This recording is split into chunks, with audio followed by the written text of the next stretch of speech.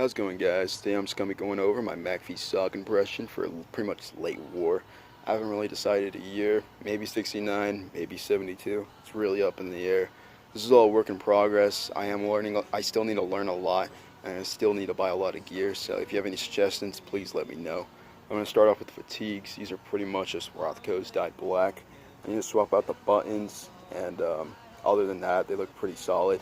Another thing is that's kind of iffy is that they look a little bit purple, but I'm assuming it's just the lighting right now. But I'll probably get some coffee and make them a little bit more darker so they look a little bit more correct. Here's my WIP set. Pretty much it's just a bunch of canteens. I've heard that guys actually would tape on water purification tablets to the actual canteens alongside with having them in the M67 canteen cover. But I still need to do a lot of research on that. Each one of these canteen covers actually hold 5 magazines, and right now I have some dummy mags, so that's kind of cool. Another thing is that I have a second pattern M56 belt, pretty cool. Above that is my tropical rucksack. I have a signal plant panel, I believe that's what they're called. I have a signal flare, and I have canteens pretty much in all 3 pockets. And inside the pack I have my LARP rations and I guess some extra pants. That's all just for now. But another thing is I have a, what's it called, a carabiner. Pretty sweet. Guys actually use those quite a bit. I believe some guys actually had like 3 of them on them. So that's interesting. I have 2 extra dummy mags. I have some period tape. This is actually from the 1960s. I have I believe this is a strobe light. I believe that's what they're called. Mine's missing the battery, but it's more of a prop if anything.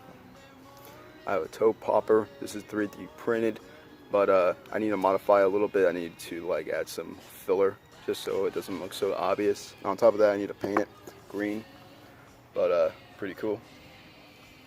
I have some period face paint alongside with some instructions. I have some reproduction insect repellent. History Buff actually made this for me, so I really appreciate that. It looks pretty one-on-one, so really happy with that. Here's another signal device. I can't really think of the name right now. I guess signal mirror. Really cool. I'm not entirely sure what's the difference between like the 50s ones and the later ones. I'm assuming they're the same. Hopefully they are. Here's the face paint I'm going to be using for my impression. I believe this has black, green, I think even red. That's kind of interesting. Some matches, just something to throw in, I guess. Here's some tripped wire. I'm not entirely sure if the yellow is correct. Hopefully it is. If not, please let me know. I have some socks right here, just chilling. I have the period correct 550 cord with the diamonds. Pretty sweet. Over here I have my XM177. I've done a little bit to it. I did swap out the 550 cord with the period correct. The jungle sling setup is pretty much the same.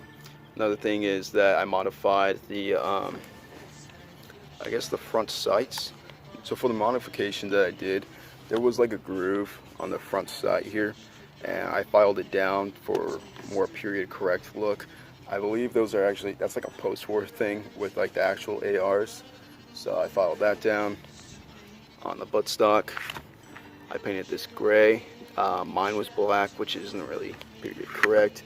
And I just painted both of the handguard and the buttstock with like a glossy finish, just to make it look more authentic to the original. But pretty much, guys, this is just my impression for right now. Again, it's all work in progress. But overall, hopefully you guys enjoyed the video. One thing I did forget was the jungle boots right here. But you know, I've honestly showed that in almost all my videos. But yeah, guys, this is just the impression for now. Leave any suggestions if you want, and I'll see you.